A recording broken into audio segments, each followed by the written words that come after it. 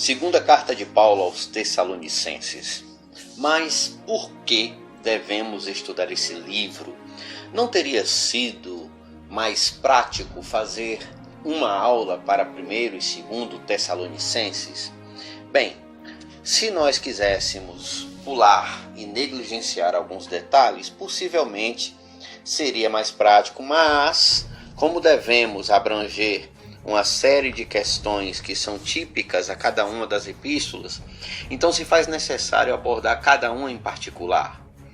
Em algumas aulas anteriores eu expliquei que normalmente quando nós temos um livro que sucede outro, primeiro e segundo Coríntios, enfim, é porque é uma mensagem complementar que vem ajudar o primeiro. Só que no caso de Tessalonicenses a coisa não é bem assim. Houveram novidades e eventos curiosos e que merecem a nossa contemplação, merecem a nossa atenção e o cuidado para que pudéssemos assim abordar cada coisa de modo particular, detalhista e, por que não dizer, academicamente respeitoso. Quando nós falamos em respeito acadêmico, nós falamos do critério de analisar cada coisa de modo bem específico. E quando a gente generaliza, caímos no erro do simplismo. O simplismo é a iniciativa de ser superficial. E por incrível que pareça, existem pessoas que nascem, vivem e morrem diante do simplismo. Ou seja, querendo e escolhendo ser superficiais. O que é o cúmulo do desrespeito a si mesmo e a seu próprio intelecto. Mas fizemos toda essa abordagem por quê?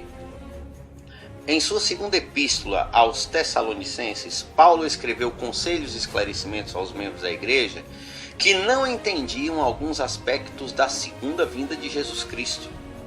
Estudar seus ensinamentos pode ajudar a entender a natureza da apostasia que ocorreu e como se preparar apropriadamente para a vinda do Senhor. Nós estamos falando de um tempo que ainda está próximo, é o primeiro século. Aliás, não tinha se passado nem um século da ascensão de Jesus. E nessa proximidade temporal já havia distorções de informação que geravam apostasia. Agora, quando nós analisamos que a igreja de Tessalônica estava temporalmente próxima e geograficamente próxima do epicentro da mensagem do Evangelho, e mesmo assim já convivia com incidentes conceituais resultando em apostasia, é de alarmar, porque se naquela conjunção já haviam essas situações, imagine-se hoje, como nós não estamos livres da questão da apostasia. Para quem não sabe, apostasia é tudo aquilo que é contrário aos ensinamentos de Deus. Ou seja, todas as vezes que nós escutamos algo que vai de contra a mensagem bíblica, que vai de contra os preceitos do Evangelho, que vai de contra a mensagem de Jesus, contra os preceitos da igreja cristã, então é considerado como apostasia. E a igreja de Tessalônica, ela teve uma investida. Nós costumamos definir isso como um atentado apostásico. Um atentado muito parecido com um atentado terrorista na sua essência de investir iniciativa para fazer o mal e incrementar o erro. Agora, vamos fazer uma pequena revisão. Quem escreveu esse livro? Bom, foi Paulo. Em 2 Tessalonicenses 1:1 a gente vê, 2 Tessalonicenses 2:5, 3:17. O início da epístola também contém uma saudação de Silas e Timóteo, em 2 Tessalonicenses 1:1. Previamente houve um caso que a saudação ela era apenas do autor, depois indicando autores. Mas existem casos de variantes. Nesse caso foi uma variante porque em 2 Tessalonicenses 2:5 e 3:17 a gente vê o aponte, que foi realmente somente Paulo. Não se deixou apenas ao encargo da saudação de início a identidade do autor, como costumeiramente é feito. Aqui houve realmente uma ponte de indicação de quem foi o autor. Para quem e por que esse livro foi escrito? Parece que os Tessalonicenses haviam recebido uma carta fraudulenta enviada em nome de Paulo, a qual fez com que alguns acreditassem que a segunda vinda já havia acontecido. Nós vemos isso em 2 Tessalonicenses 2:2. Olha bem o que fala o versículo. Que não vos movais facilmente do vosso entendimento, nem vos perturbeis, quer por espírito, quer por palavra, quer por epístola, como de nós, como se o dia de Cristo já estivesse perto. Bom, além desse versículo, nós temos uma citação de Flávio Joséfo na História dos Hebreus, que é um livro que inclusive eu já presenteei aos irmãos, que conta que houve essa investida de pessoas escrevendo em nome de Paulo, se identificando como Paulo, mas não sendo ele. Para quê? Para perturbar a ordem da igreja. Mas foi puramente para isso? Irmãos, nós sabemos que a distância das cidades, a falta de transporte, uma comunicação precária, irmãos obedecendo essa tradição oral, levando e trazendo informações, uma hora ou outra, isso daria espaço para pessoas mal intencionadas e pessoas sem estrutura de caráter colocar, tirar, acrescentar ou distorcer pontos da mensagem de Cristo enviada por Paulo. E não só por Paulo, como por Timóteo e por outros servos de Deus que trabalhavam na época. Significa dizer que se houve uma carta, o que se suspeita é que houve uma, mas assim, uma entre muitas. Por quê? Porque para ter chamado a atenção da liderança da igreja, não se pode contar apenas com um único caso. Então vamos também considerar que o Espírito Santo, tendo inspirado essa carta para a igreja de Tessalônica, depois transbordado a isso, tornando-se uma carta universal para a igreja universal, percebe-se que aqui abrange as iniciativas da época e as iniciativas que se projetariam contra a igreja. Interessante que é um ataque muito irregular, porque aqui a igreja ela não é atacada por Roma, aqui a igreja não é atacada pelo Sinédrio, pelos judeus ortodoxos, pelos fariseus. Não, ela é atacada por cristãos. E se você parar para pensar, não, são falsos cristãos. Espera aí, não se pode dizer falsos cristãos assim. Porque às vezes uma pessoa entende mal e passa o seu mal entendimento, não querendo dizer que ela está mal intencionada. Eu não estou com isso dizendo que essa falsa carta tenha sido nesse espírito, mas pode ter acontecido também. O que nos chama a atenção é que a apostasia muitas vezes ela é constituída não pela vontade dolosa de fazer o mal, mas às vezes pela vontade de passar o bem sem saber fazê-lo. Nos reiterando a importância de entender o Evangelho, de estudar bem o Evangelho e de saber do que se fala o Evangelho. Porque muitas pessoas passam uma mensagem como sendo uma mensagem verdadeira, cheia de verdade, e no final das contas passam uma coisa distorcida, confundindo a cabeça de outros e criando uma confusão bem maior do que essa expectada edificação. Então aqui, essa carta que foi feita, aqui a gente vê que foi maldade, né?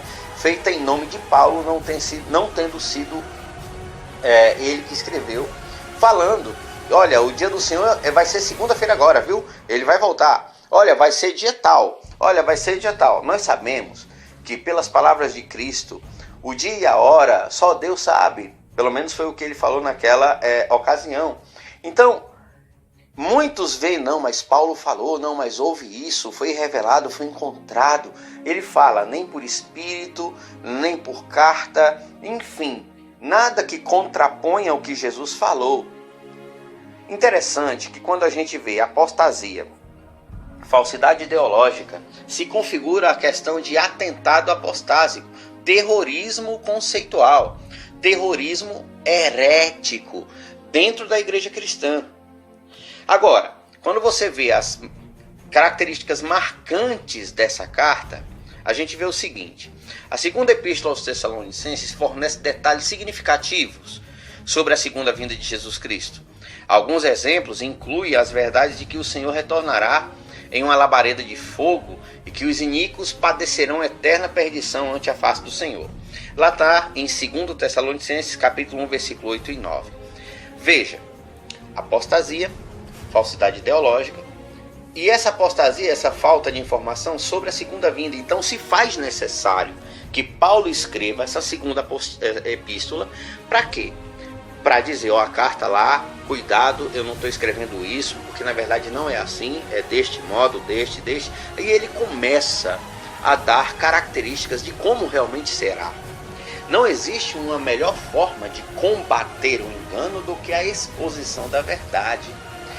Perceba que mesmo diante de algo tão grave quanto falsidade ideológica e todas essas situações, Paulo, ele escolheu apenas expor a verdade e não expor o mentiroso, o que seria um direito, humanamente falando e moralmente falando, mas não. Combate-se a mentira com a verdade. O mentiroso, quem lidará com ele será Deus. Eu faço questão de falar isso, por quê? Porque muitas pessoas pregam um evangelho de julgamento e de sentença, quando o evangelho é uma mensagem de amor e misericórdia. É claro, não permitindo que a mentira perdure, mas confrontando o mal com o bem, que é a essência da mensagem de Jesus. Nessa epístola, lemos que Paulo também profetizou sobre a grande apostasia, ensinando que a igreja sofreria uma apostasia do evangelho antes da segunda vinda do Senhor. Isso está em 2 Tessalonicenses, capítulo 2, do versículo 2 a 12, ou seja, 10 versículos. Os ensinamentos de Paulo sobre a apostasia relembram os membros da igreja moderna, porque foi necessária a restauração do evangelho nos últimos dias. E essa restauração é justamente isso, é voltar à raiz do evangelho, essa vontade, essa ideia de ser como a igreja primitiva foi, sem estes atentados, ou seja, a igreja realmente como foi edificada nas palavras e nos feitos de Jesus. Em resumo, 2 Tessalonicenses capítulo 1, Paulo cumprimenta, elogia os santos de Tessalônica, ele ensina que os ímpios sentirão a vingança do Senhor na segunda vinda. 2 Tessalonicenses capítulo 2, Paulo corrige a falsa ideia de que a segunda vinda já havia ocorrido e profetiza que ocorrerá uma grande apostasia antes da volta do Senhor, e ele incentiva os tessalonicenses a permanecerem fiéis. No capítulo 3, Paulo aconselha aos membros da igreja a trabalharem para prover suas necessidades temporais e não se cansarem, aliás, de fazer o bem. Veja que é uma carta muito concreta, muito sucinta, com objetivo. Não existe aquela coisa aleatória de indicar possíveis possibilidades. Não, Paulo ele vai direto, reto no que se precisa. Vemos então que 2 Tessalonicenses é uma carta que tem a sua personalidade, que está ligada ao 1 Tessalonicenses por conta do destinatário, mas que tem uma necessidade própria, que tem uma identidade própria, que tem finalidade própria. Essa é a segunda carta de Paulo aos Tessalonicenses.